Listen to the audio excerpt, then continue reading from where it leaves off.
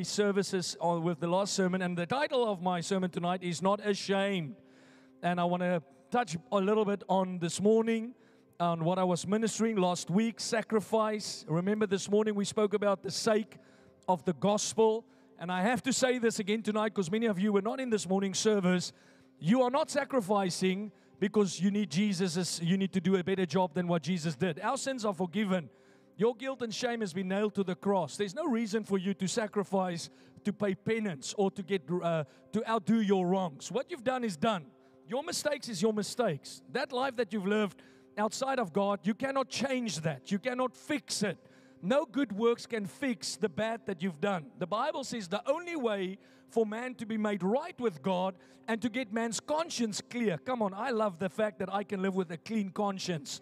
That's a good place to start because the Bible says the blood of Jesus cleanses your conscience. It cleans your conscience, and no amount of sacrifice will get rid of the guilt, the shame, and the condemnation that you carry in your life. So when we talk sacrifice, it's not the sacrifice of penance, of trying to redeem yourself, of trying to earn God's favor.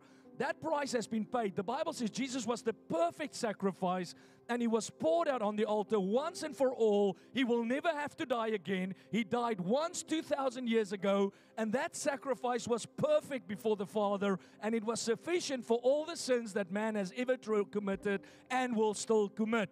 Because God did not pay for the sins of the past, He paid even for the sins of the future, and that is why there is salvation only found in the name of Jesus. So sacrifice has got nothing to do with paying for your wrongs. Don't come to church and live in sin and live in disobedience, and then you want to serve in kids' church or you want to serve in ushers to make right for your wrongs. That is not the attitude that God wants you to have as a believer. As a matter of fact, that is called self-righteous works. That is you trying to fix your own issues instead of repenting. God just wants you to come clean. It's like my son, when he makes wrong, some days he plays outside, and honestly, if you have a property, never rent it out for people that has toddlers. Dogs you can do, don't do toddlers. I don't know why they ask, do you have dogs? They should ask, do you have toddlers? Amen. That's a tip for some of you that's planning on going into property development. Ask the question, how old is your kids? And if they've got 1 or 5-year-old, listen, if they've got 2, stay far away. Send them into another country. Because this boy knows how to mess up a space, I tell you. Jeez, people think they're helping me clean the house. We're cleaning up behind this guy. In any case, and then there are days when he knows what he's done was wrong. And then I maybe catch him or I shout from inside, hey, what are you doing? And he knows with that tone, Daddy caught me. So he knows something's fishy. Then he makes the mistake of trying to fix it or to cover it. And you should never try and cover your mistake. You should only go and own up to your mistake. Go to God and ask God, Father God, forgive me. I'm in error. Your word convicted me of my sin. That's why your heart is so critical that you keep a soft posture before God and not get hardened by the deceit of sin. The Bible says in the last days, Hebrews chapter 3, they will harden their hearts like they did in the desert through rebellion to the voice of the Holy Spirit. So when the Holy Spirit convicts your heart, you have a responsibility to respond. Not shut Him up. Not go and hide it in the dark. Not trying to now do good works to outdo the evil that you've done. No, the Bible says repent and confess your sins. 1 John says we've got an advocate, Jesus Christ, that paid the sins once and for all, that if we come to Him and ask for forgiveness, your sins are wiped away. That's as simple as that. But religion taught you what? You need to work for your salvation. You need to earn freedom. You need to earn your favor. You need to earn the God's approval. And that's not the case. And then you get the wackos, which I am obviously at war against, you must notice, that tells you you don't have to sacrifice because Jesus sacrificed it all. Wacko! If your mama taught you that, tell your mama your pastor says she's wacko. A lot of wacko Christians. Because I read the Bible and I see Jesus say, a man that forsakes things for the sake of the gospel will get rewarded. So where does that fit in now suddenly? Do we just strip that out of the Bible? Because most Christians only think one-dimensional. Pastor, you just said I don't have to sacrifice for salvation, so now I'm never going to sacrifice. If my wife asks me to do the dishes and I don't like it, I won't. Because Jesus was the perfect sacrifice. Pastor, you said we should serve in church, but I'm tired, I had a busy week, so I won't because Jesus was the perfect sacrifice. That is an incomplete gospel. Men lost their lives in this book for you and I to have freedom towards this religion called Christianity. Jesus gave everything. God's going to call you to lay things down like He did to Abraham, like He did to Peter, like He did to Paul. He's going to tell you to let go of certain relationships. He's going to tell you to let go of certain desires and wants for the sake of the gospel. Not for the sake of your sin, for the sake of the gospel. You have to catch this. Because if you catch this, it's okay to sacrifice sometimes because you know for what it is. You know where your sacrifice is going. The times when you serve the Lord, late nights. I remember when we got into this facility, how we served and served. Me and a guy, he's not here tonight, Hannes, but we served and we laid carpets and we erected the walls. This place was a flippin' pigsty when we moved in here. And we took responsibility and we served late nights, 3 o'clock in the mornings. I didn't do that to get saved. I did that because I was advancing the gospel. Sacrifice. Then where we built Glasgow, right throughout Christmas. When many people were having cook and tea on Christmas Day, we were painting walls. Why? Because Jesus never called us into a convenient life. Christianity is not a lifestyle of convenience. It's not a journey of comfort. It's a life of surrender, sacrifice. Band, where are the band? Amen? Amen. These people are dying slowly. I wish they died faster. And the more they die, the better our worship becomes. Because the less of them, the more excited I get as a pastor. Because we started with a band and everybody's like, ooh la la, ooh la la, ooh la la, a band, a band. The first night I offended 4 of our band members. One left the church. She cried through the night. Because it costs tremendous to serve God. And the higher the call, the greater the price you're going to pay. Oh, Pastor, God's going to do big things in my life, but I don't have 2 hours a week. I only have time for the morning service, and then I need to go because I've got a busy life, you know. I've got a boyfriend.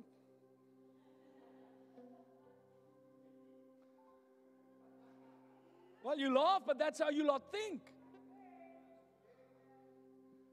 You have to learn that it's going to cost you. Coming late for church and leaving early because you're busy and you think God's going to use you. He ain't going to use you. How must He use you? You're useless. Well, that's what useless is, the opposite of useful. You can't serve God with that mentality. You need to learn that it's going to cost you. Going to pay a price.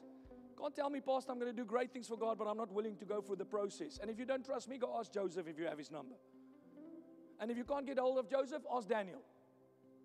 And if Daniel's unavailable, ask Shadrach, Meshach, and Abednego. Because all these brothers will tell you it got fiery when we served God.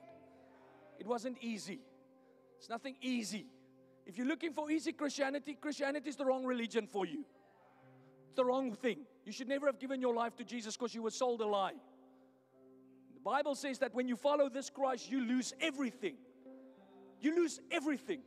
But you gain Him. He is life in its fullness. Sure, that's a deal. That's a deal. But your flesh will tell you that's not a deal because your flesh are so strong and its desires are so enticed by the world that you'd rather want the lie that the world offers than what God gives you as truth. So sacrifice is critical. And the more you sacrifice, the greater you're going to advance for God. Okay? I've said it now. So stop listening to that cowboy that's telling you you don't need to sacrifice in a book that's 50 years old and he himself is not even serving Jesus anymore. It's going to cost you tremendous. Look at your neighbor and say, baby, you're going to pay a big price. Yeah, amen. Amen. Listen to your sister. Listen, she's talking the truth. We all get inspired by great men. All of us get inspired by great stories. But who of you go and listen to the precursor to the great breakthrough? It's always at a big price. Nothing in life worthwhile was built cheap. Not even a marriage. If you don't want to sacrifice in your marriage, guess what? Average marriage. You're going to be average. You don't want to sacrifice in your finances? Average finances. You will stay average. Is that too harsh? Harsh? Harsh? What story? What clip is that? What's that? That's a clip I saw somewhere. Harsh. I'm not harsh. I'm real. Cost us everything to start this church in Edinburgh. And some days I stand and I'm like, have we done anything? Cost everything. Cost everything. Oh, Pastor, use me, God, use me to change the world. Okay, great. Go do what we did. Start where we started. Today, ushers can't even show up on time because they're tired. Yeah. Mark actually said, amen, Pastor, give it to them. Tell them. No, I'm not telling anyone. That's a fact. There were times when Pastor Meg and myself set up the whole service by ourselves. We started at 7 in the morning, not 10, and then you come late. And then you tell everyone how great God's going to use you. But you can't even respect 10 o'clock. Huh? Let's start there. Because 10 is quite late. By 10 o'clock, I've preached my first sermon. And I'm 45. You are 20, and you're still trying to figure out how to tie your shoelaces on time. Problem. Someone has to be honest with you. Problem. I'm going to do great things in my career, build an amazing business. Most of you should never start a business because you don't know what it takes. You don't have a clue what it takes. And I've seen this. So many people come with great ideas, but they're never willing to pay the price. If you're not willing to pay the price, you should not even start. That's why Jesus said, a wise builder will count the cost before he builds. Say amen, Andy. Because we've been counting. And now you see the price that you're paying. Ask Andy. You pay a tremendous price. And it's not for a year or 2 years. It's until the breakthrough comes. And this ain't America, let me tell you. So stop listening to American influencers and get goosebumps. This is not America. Okay, I know everything in America, people get rich overnight. Here we don't. Here we flip and work hard. Amen. There you just post a selfie of yourself and your business thrives. Here the selfie gets 2 pokes. And that was accidental. Yeah? You're not going to start a label here and your label is just going to explode because you've got a good idea. You're going to graft, baby. You are going to graft. You're in Scotland. This is Scottish ground. Now, what I can tell you about Scotland is if you've broken this, it's beautiful. But to break it is not easy. I'm talking about drilling. Because that's what we're doing as a church, home cell leader, business. Follow the Lord. Listen to the Holy Spirit. Do. Year in, year out. Faithful. And then suddenly, it's like Elijah said, I see a cloud that looks like the hand of a man. Go say the king, the rain is coming. Look at your neighbor and say, this ain't America. I must go to America because I'm starting to build up a little bit of an issue with America. Because their social media is totally one-sided. All people see in Scotland is the nice, how easy it is, the American dream. It's an actual American nightmare at the moment. And all of you young people fall for this jargon. Listen to these preachers that tells you, you can just relax, Jesus will take you to heaven. He's going to take you to heaven, but you're going to get there when you're 30. Yeah, we want to live long, church. We've got a lot to do. I'm not praying, Jesus take me. I'm praying, Jesus use me. Amen. So sacrifice. Go listen to this morning service because you need to learn to sacrifice. With your money as well. Whoa, don't say M in church, Pastor. Can't say that word in church. Money. The Bible says what you do with your money matters to God. And if you don't take responsibility of God's kingdom through your money, then you are a baby. Yes, I said it. Must I say it again? Have you seen that movie Click? The guy with the remote control. So now you could just rewind. I want to hear that again. But some of you would probably fast forward. I want to get past this point, this uncomfortable topic. Well, you have to learn to be generous with your money, and you have to learn to sacrifice with your money, not because you want more, but because you want to build the kingdom for the sake of the gospel. And Jesus said, whatever you do for the sake of the gospel will return 100-fold to you. Go read Luke, the scripture we studied this morning. So now, Romans 1:16, to get to my message tonight. The Bible says, I am not ashamed of the gospel, because it's the power of God that brings salvation. Does the band still know that song, I'm Not Ashamed?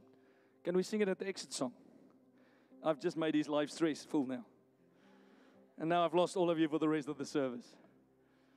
No, stay with me. Let's see if you're anointed.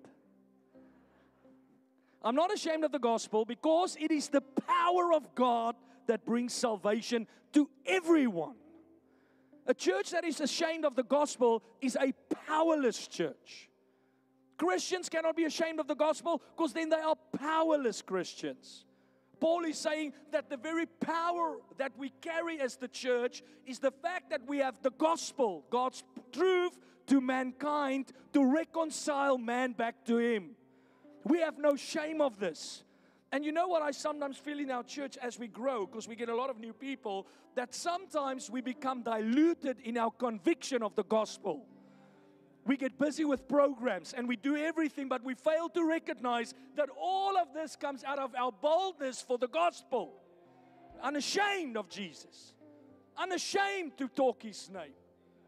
We're not ashamed of Christ. We're not ashamed of the power that is locked up in the truth of the gospel.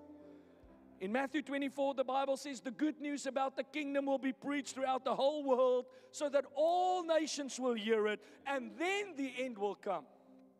Not your end, the end. Because Jesus wants to come back. The Bible says that He's tarrying His return because He wants all men to come to repentance. You know, people say lousy things. They say, will Jesus ever come back? So many people said He's come back. It's to our advantage that He's not coming back. Do you understand that? Because there's thousands and thousands upon people that has not yet repented of their sin. There's some of you here tonight that can thank God that He's not come back. And let me tell you, the day you do get saved, you're going to say, thank you, Jesus, for tarrying. Because if He didn't tarry, you would be eternally separated from Him. Because you will be penalized, you will be judged for your life on this earth. Every man will be judged for his life on the earth. Oh, I don't believe that. I think man can just do what he wants. Well, show me any system in our world that operates like that. In everything, there's accountability. And the Bible says man will give an account of his life on this earth. For the gifts that you've received, the resources God put in your hand, for the life that God has given you, you will give an account. And to whom much has been given, much will be required. You're going to give an account. The Bible says man will die once, so you're not going to die 2 times. Do you know? There's no purgatory. There's no reincarnation. How do we know? Because we believe the Bible. I know, stupid, but stupid people believe in the Bible. Amen. I wonder if we sit around the table and we start arguing, you're stupid. Because it's like people think we are not intelligent. We can keep you busy. Trust me. Our minds are active. We can think. But we can also think smart enough to know that there's something about this book that is different than any other book I've read. Something happened in my life when I put my faith in this. Because I did put my faith in this one day. Because I didn't know if this is true. How do you know the Bible is true? I came to church and the pastor said, if you want to give your life to Jesus, come to the altar. I'm like, okay, I'm going to go to the altar. How did I know what's going to happen? The people in the room were strangers to me. But I put my faith in the words that he was preaching. And his word said that if you give your life to Jesus, you will be saved from your sin. And brother, was I saved from my sin? Oh yeah, that's just religion. No. Every religious person I meet are still living in sin. It's amazing to me when I deal with Islam, how hatred they have, how they swear. I mean, that's normally for me the precursor of how close somebody walks with Jesus is what comes out of their mouth. And religious people will always talk like I used to talk in the world. They go to the meetings, but their lives exactly the same as a man that doesn't go to the king. Because I used to be a religion man myself. We would sit in church, we would say the right stuff, but when I leave that door, baby, I'm a different caliber. So when I put my faith in this gospel, the message of the gospel, which was preached by a pastor that I've never met. He was 34 years old. I was 23. He was a young man from South Africa. And he shared and he said, put your faith in this. I said, okay, I'm going to put my faith in this. Let's see if it works. Because if it didn't work, what did I stand to lose? What did you stand to lose if it doesn't work? Because if it doesn't work, you're just going on with your reckless life. But in my case, it worked. Woke up the next morning, I'm like, Jesus, what am I feeling? I felt so close to God. I can't explain it to you. You have to be born again to understand. Because I felt close to God. Get on the bus, the 97 bus. I mean, on that bus, the only thing on that bus is the devil. But I felt close to God. I was talking to God. I'm asking God questions I'm like, God, what is this that I'm feeling? Got goosebumps all over my body. I started sharing with people that, listen, I don't know what happened to me last night, but something happened to me. I got saved. So if you tell me this doesn't work, put your faith in it and let's see. Not faith in the church, faith in the gospel. So the good news should be preached to the ends of the earth. That's why we came to Scotland. Oh, but Pastor, there's other churches here. I know, but now we are here as well. Amen. There's other students at your university, but now you are there as well. Correct. So why did we come to Scotland? Because God sent us here on an assignment. And we are unapologetic about what we are here for. We are unapologetic for what we stand for because we stand for the truth of the gospel. And even if the times change, we don't. We don't. We preach exactly the same. You can go listen to my sermons. If you can find any from 2016, we preach the same message because it's never changed. It's a message that cannot change. It's the truth from the beginning to the end. And if you tell me people tampered with it, then come and argue with me about your reason, but not from a website. Please, go study. Go do what the man did from the movie Case for Christ. Go travel around the world. Take your money and go travel around the world to the Vatican. Go travel to the science geeks. Go meet Richard Dawkins and come to your own conclusion, not on YouTube. Is that a deal? Because YouTube is the cheapies. Some of you don't even want to pay your YouTube subscription. You do it for free. Amen. 1 Corinthians 9 verse 19 says, though I am free, I belong to no one. I have made myself a slave. There's no place for arrogance in the kingdom. No, I'm not following a man. I'm under God. Paul said, I made myself a slave. And later on he says, for what? For the sake of the gospel. He goes on, he says, I've made myself a slave to everyone. Look how they're running now to go learn the song. We want spirit-filled band, not, you guys need to be ready. A year ago, you should have been ready. Amen, yeah. And remember now that same fingers you point with points back at you, ushers. Yeah. Some of the ushers are so relieved they're not in the band. Till next week I do something with the ushers and then you all are like, woo. He says, I'm a slave to everyone, listen, to win as many as possible. If this becomes your life motto, you cannot miss it in the kingdom. Everything is to win people. Everything I do is to win people. Not to myself, to God. Not to build my little huddle. Because some people start businesses and then they start coming. This is how I know sometimes how wacko people are. A person comes to church, serves lousy for 6 years. Lousy. They show up lousy, they don't connect with anyone. Then they start their business. Now, where's your first clientele? In this room. Suddenly, they connect with everyone. Suddenly, they can't share enough about this new idea that they have. Why? Because they're winning people to themselves.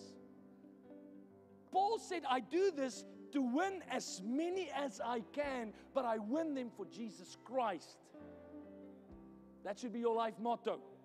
Kids Church, Home Cell Leader, Glasgow, we haven't started that church to see if we can have fun. We did it to win as many as we can. I became a slave, he said, to win. To the Jew, I become like a Jew. Oh no, Pastor, I'm strong in my culture. I've born African. I am strong African. No. You should be willing to change for the sake of the gospel. I had to change to be a pastor in Scotland. I don't go to churches where it's only Chinese and only Filipinos and only Africans worshiping together, because I don't understand what planet you are on.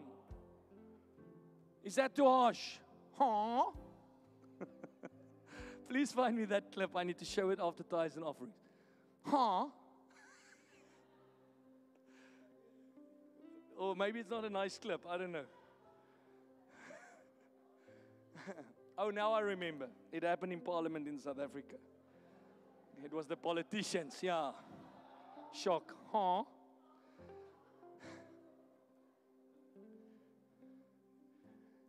So you can't come to a country like Scotland and stay set on your culture. Because then I want to ask you, who are you living for? Who are you living for?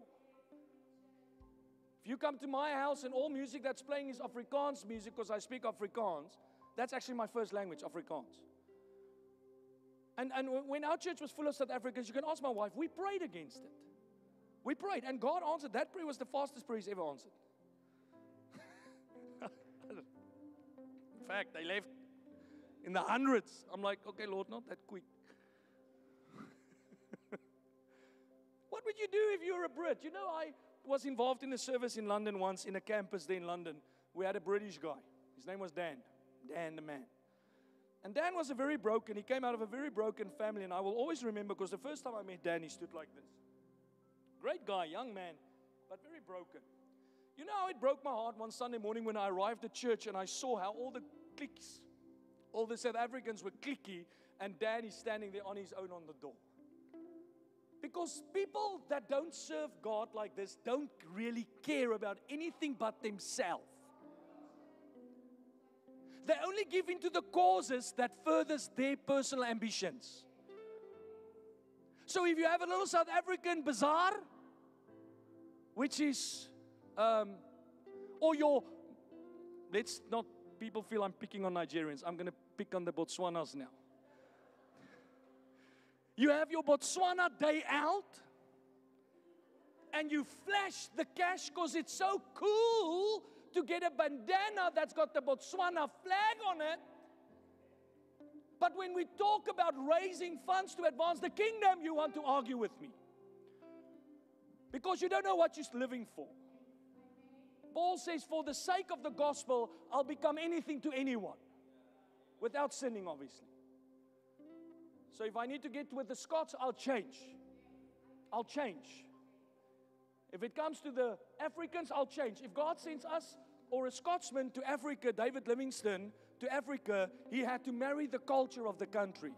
When Andrew Murray came to South Africa, he married the culture of the country. Do you know Andrew Murray, a Scotsman, couldn't speak Afrikaans, was used by God as the spirit to bring Afrikaans into the church. Why? Because he wasn't so set in himself. Oh, I'm Scots. This is how we do it. Pastor, can we sing some of those Pentecostal songs? No! No. Because I don't want this to turn into a jam. This is a church. Go dance somewhere else if you go to those churches. Here we have an assignment. Amen. Oh, people get excited when you say things like this. That's okay. Wave your flag here. No. We had one Sunday. I walked through the door and I'm like, what the flip is this vibration in the building? So I walked to the ushers. I said, can you not hear the building is falling apart? Emmanuel came and said, Pastor, it's a lady in aisle 3. Left jink. She's got a tambourine. I said, go tell her to take the tambourine outside. So I watched him. These ushers were like, how do we do this? But I'm like, this whole building is shaking. Meantime, it's a...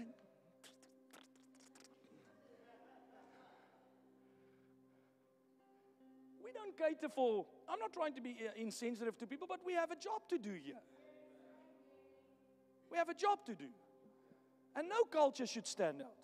People come to me after the service, Pastor, can we please have cookies in the chapel? I'm going to have oxtail, because it's something your culture loves, and you've got your son's birthday and you want to share oxtail with all of us, but you're in Scotland or tribe. No. Go eat it at home. And don't eat it when you've invited a Scotsman over, because they're not going to eat haggis, rather. Amen. Haggis we can have in the chapel. Hey! Well, I love black pudding and haggis. Amen. Well, Jesus ate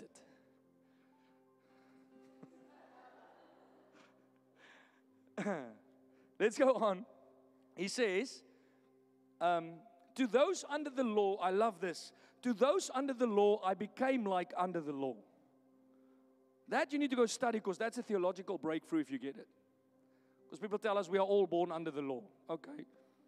Interesting. Though I myself am not under the law. So as to win those, say win the people. To win people under the law, to those not having the law, I became like one not having the law. Though I'm not free from God's law, but I'm under Christ's law, as to win those not having the law. To the weak, I became weak. So why did you sleep with that girl? Pastor, she was very weak. And I became weak with her. Is that what he's saying? Why did you get drunk with your friends? No, they were weak. So I got weak with them. That's not what he's talking. He's saying if they're weak in their conscience, if they're weak in their mind, because we deal with a lot of people that come to our church that's weak mentally. They're weak. So what do? We don't throw them to the dogs. We come to their level. Why? Not to cater with or to cry with them. Not to pity them, but to win them. He goes on, he says, I have become, I love this, all things to all people, so that by all possible means I might win some. And I do all this for what? For the sake of the gospel. Not for the sake of my bank account, not for the sake of my approval rating, not for the sake of having more friends, for the sake of the gospel. Not for the sake of my children. Oh, Pastor, we had to move for the sake of our children. Oh, Pastor, I had to do this for the sake of my marriage. Paul says, for the sake of the gospel.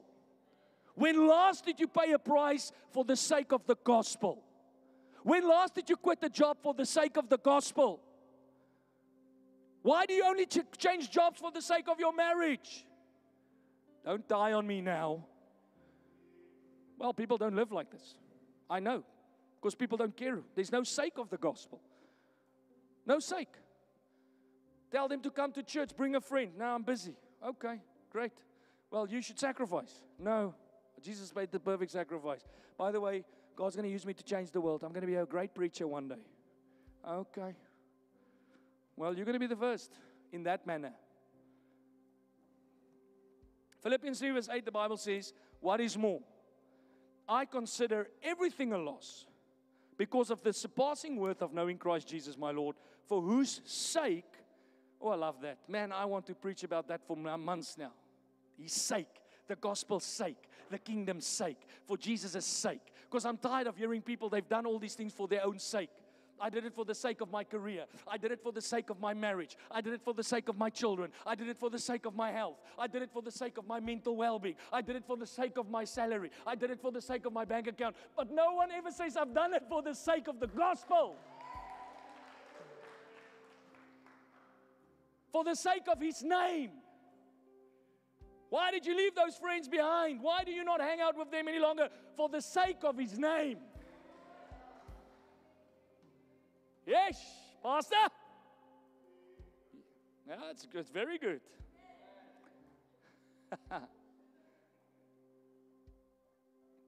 Look at your neighbor and say, for the sake of the gospel. I love a preacher once said, he said, it's a good question to ask yourself every once in a while. What have I done this last 6 months for the sake of the kingdom? Because it judges your motives. It judges your agendas. What are you living for? Because everybody tells me they live for God until we start asking difficult questions. Because if you live for God, what last have you done for Him? What last have you given as a sacrifice for what He's called you to do? Because God called us to start Glasgow, and I know you all have goosebumps every morning. I don't. Okay? I wake up and I'm like, I want to pull my hair out, the few I have left. Because it's a price. I'm paying a price. I've done this for 21 years. 21 years. For you, it's new. For me, it's old. I've done this over and over. And I know when I'm done with Glasgow, many of you will no longer be there. We are going for the next one. So it's not about the goosebump. It's not about us getting a pat on the shoulder. It's not about how it makes us feel. We're doing it for the sake of His name. We didn't just say we're going to do it. We do it. Because many people talk. But God needs people that will get the job done.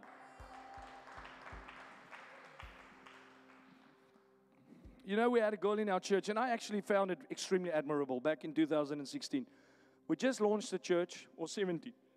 She had a long-term holiday booked, and she was in the band. And then one day she came to me, she said, Pastor Jeffrey, I feel I need to cancel my holiday. This is long before we had holiday forms and all the stuff we have now. I said, why? She said, because I feel God is saying I need to lay down my life for the sake of what He wants to do. I'm like, girl, good on you. And I'm not going to give you a refund for your ticket. You lose that. Because you lay down your life. You sacrifice. I had to do it millions of times. Millions of times. Lost money millions of times. Today, most people will not sacrifice if they lose money because they don't want to let go of the green guy. You love it. You love money. You love the false security that it gives you. There were times that I stayed with a girl. This is now back years ago. Got saved. So, if I tell you my whole story, because I only share the nice part of it, but my whole story, I actually came to CRC the first time 4 weeks or 3 weeks before I got saved. And that Sunday, I responded to the altar call as well. And I had a great touch. Left the church and I'm like, zoom. I blocked every number. No one can call me. I'm like, these people are nuts. I don't know what they did to me in there, but I ain't coming back to this church. So if you want to know why we fight for you, is because your pastor was one of you. I was like you. That guy that keeps running, your pastor was him. And they fought for me. That's why I'm here. That's why we fight for you. Because who knows where you can be 20 years from now. So I got a job in Slough, West London, close to the airport. And I moved in with two radical British girls. I mean, these girls were like, listen, I come from South Africa. You don't see tattoos in South Africa. Yeah, I couldn't see the girls. So for me, it's like, these girls are wild. And they drink and they swear and it's cussing and it's cigarettes. I'm like, man, this is a nice house. England is amazing. Then I got saved. Really saved. So that Sunday, now I've already committed. I'm staying with these girls. I'm paying my rent. I think at that stage my rent was £300 a month. I had to pay a deposit. And I traveled home that night from the church. So I got saved that morning. It was in East London. Afternoon, we went to my cousin's house. They baptized me. And on the train back, I feel God say to me, you realize, now listen, I've never heard God speak to me, so don't ask me how it felt. I just knew deep down inside, something is going to change, baby. So I go that night, so funny, Ealing Broadway. This is how I thought. This is how my mind worked. I arrive at Ealing Broadway, then you have to take the overland to Slough. And right outside Ealing Broadway, there's a pub on the corner. So I'm like, okay, Lord, last two and my packet of cigarettes. Because I still had about 10 cigarettes left. So I went to Ealing Broadway, can I have 2 drafts, please? And I sat there, smoked my 10 cigarettes, and drank my 2 pints. Because I'm now, it's like a funeral. Bye-bye. Gonna miss you. Very dramatic. Get on the train, travel to Slough, and as I'm walking from the station, it was about a 20-minute walk to their house, I immediately feel that I need to move. So I'm like, okay, this is tricky, because I can give a month's notice, then I can, and when I arrived at the house, the girls opened up, there was this strong impression in me, you need to move. Now I'm torn into, because God, okay, I'll move, God. That's what many of you do. I'll move, God, but I've just paid my rent. I felt you need to move. So I called my cousin. I said, Rudy, I'm not going to do what most people do. Pack your bags when they're sleeping. Run and leave them deserted. I called my cousin. I said, Rudy, I need 600 pounds.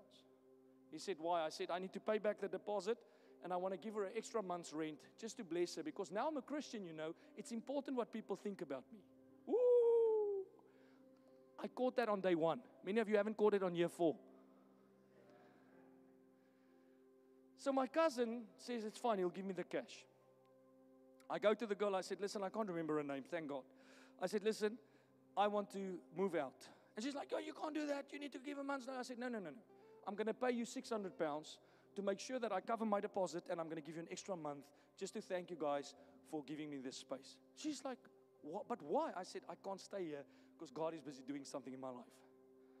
That's it. So the night I go to bed, start packing my bags. Next day I go to work, come back from work. I actually still went to work, guys. I got saved, I know, but I still went to work. Shocker, I know. But this is years ago, when people still worked. Have you seen the movie Titanic? It's around those times. Well, it's like somebody said to me this afternoon, Pastor, the closer you get to people, the more you think, how's our country still running? Fact. Because you see how people behave. Any case, so I packed my bags, went to work, came home, and my cousin was driving. We called it what was that car called? The Blue, what's a Po? Blue Peacock. This old Ford. I mean, that thing wasn't insured. It had nothing. Just wheels. Well, we didn't know you needed insurance. We came from Africa. Forgive us. Don't look at me like that. So he picked me up. I gave the girl. He gave me cash, 600 pounds. I gave it to her. And there we went back into the house. That was a sacrifice for me. 600 pounds in those years for me was like fortunes. I come from a country that is 20 to 1 on the currency. So in my mind, I'm just giving thousands of pounds to this girl just to keep my promise and my commitment. But on the other end, God is calling me into this new life, and I was willing to pay the price. I don't hear these stories often. I hear people tell me, Pastor, I've already organized that trip to Ibiza. I have to go. You shouldn't go. You should cancel the trip. No amens. If Pastor said something now about Coventry or the Windermere, amen, Pastor, but not Ibiza. If he spoke about Aberdeen, yes, Pastor. Ibiza, the Lord will never tell me that. I've had it. People go and make their plans, then they get saved, and then God tells them, cancel your plans, change your plans, sacrifice for the sake of the kingdom, for the sake of His name. Told my dad I'm going to go back to South Africa in 2 years. I had to break that promise. Oh, but Pastor, you should never break a promise. I had to break this promise. Because if I didn't break this promise, I couldn't have kept this promise.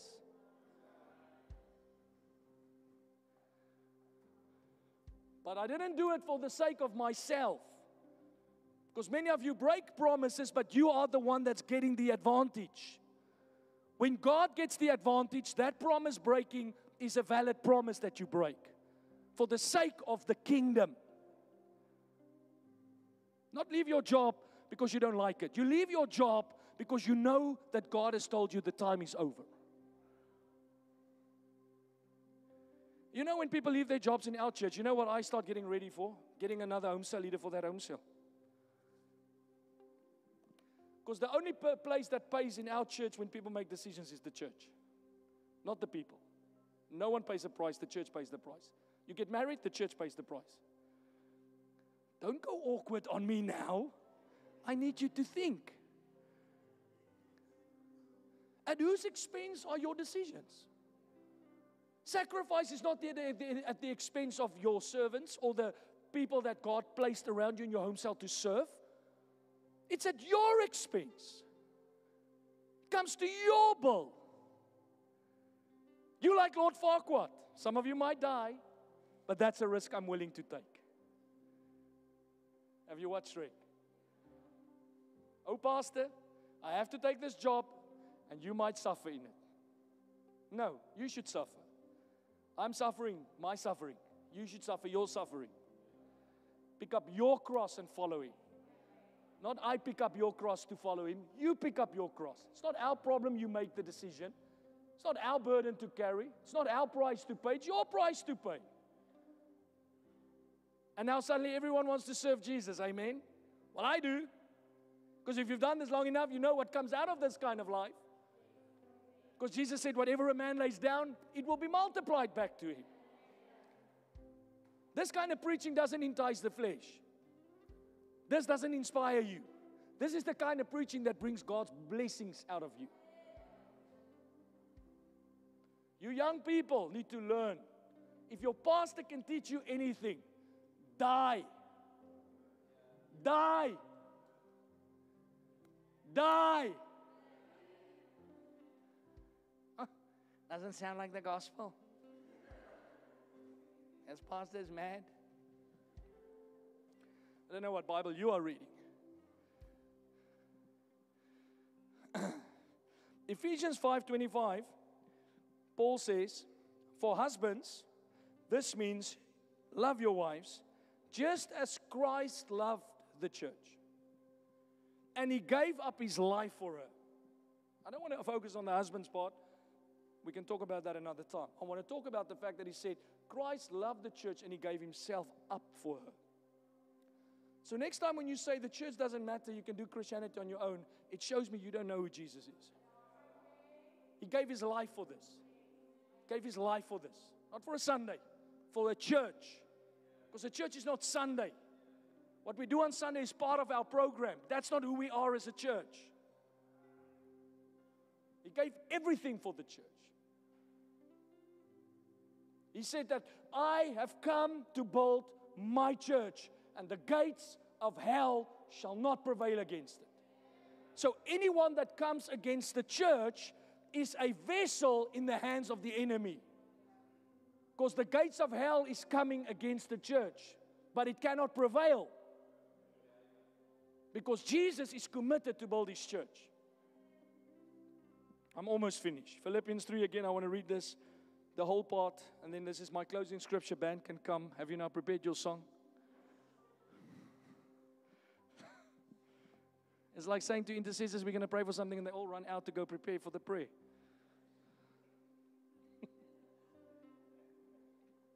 Amen. We call that humble pie. Big slice. I once thought, listen, oh man, you must just read your Bible. It will change your life. Listen to that, what this guy says. I once thought these things valuable. He's talking about accolades and success, merits in the world. And he says, but now I consider them worthless because of what Christ has done. Yes, everything else is worthless when it's compared with the infinite value of knowing Christ Jesus, my Lord. You know why things have value to you? It's because you're comparing material with material. Paul is saying, I'm comparing that with eternal. And it loses all its value when you have the right perspective and you compare things with Christ in mind. He goes on, he says, for His sake. Come on, say His sake. Now I'm going to drill it into you. These words are going to shout in your ears all week. For His sake, for the gospel's sake, for the kingdom's sake, to win people, for the sake of others, for the sake of the church, for the sake of God's work, for the sake of the kingdom of heaven. You're going to live for His sake. The decisions you make is for His sake. It's for the sake of the gospel. Not for the sake of your mental health. Not for the sake of your well-being. Not for the sake of your mom and dad, but for the sake of the gospel. For His sake, I have discarded everything else, counting it all as garbage. Can you call those things garbage? Or are you still in pursuit for those accolades? So that I could gain Christ and become one with Him. I no longer count on my own righteousness through obeying the law. Rather, I become righteous through faith in Christ. God's way of making us right with Himself depends on faith. I want to know Christ and experience the mighty power that raised Him from the dead. I want to suffer with Him. Come on, say suffer with Jesus. Band, can we sing that next week? I wish a visitor would walk in and we all stand here. Lord, we want to suffer with you. The suffering of Christ, the suffering with Christ is my strength. Woo! How did you suffer this week, baby? Let me tell you my testimony. I suffered. I'm dying, but God is good. It's not the church. The church just wants to have fun. Enjoy it. Well, you will enjoy it if you have the fullness of the joy of God. Because the Bible says, let joy overflow. And that is true. When you're close with God, there's a joy that overflows. So bad things can happen to you. I've seen it. You can stand next to somebody's grave. You can lose your job, but there's a joy that overflows. Happiness comes from happenings. Joy comes from the presence of the Holy Spirit. Two total different things. So he says again, I want to suffer with Him, sharing in His death. Amen. Shall I do the altar call? Because most people don't want to share in the death of Christ. They want to only share in the life. But the life came after death. So if you want to share in the life of Christ, share first in the death of Christ. Suffering, persecution, sacrifice, laying your life down. So that one way or another, I will experience the resurrection from the dead. I want to suffer with Him, sharing in His death, so one way or another, I can experience the power of His resurrection. Not ashamed. Amen. And we don't just teach a gospel that entices you physically. Come and serve God, you're going to get blessed. Come and serve God, you're going to get married. Come and serve God, you're going to make money. No, come and serve God and die with Christ. Come and die. And if we're honest with some of you, you're probably going to lose your friends. You're probably going to lose your family. Yeah. This is a call for salvation. You're going to lose your career. I lost my career. I lost my family for 4 years. Lost all my friends. But I'm okay. Because like Paul says, it was all garbage compared to the experience of knowing Him. And one thing I can tell you, for every friend I've lost, Jesus said, I'll give you 100 back. I'm not talking in quantity, I'm talking quality. Because 10 friends that's bad quality is not the same as 1 friend that's great quality. Amen. Not ashamed. Sacrifice. Amen. Next Sunday I'm preaching on sacrifice. Please come back. Amen. Yeah, amen. Ushers is now going to be on time. Amen. Let's close our eyes.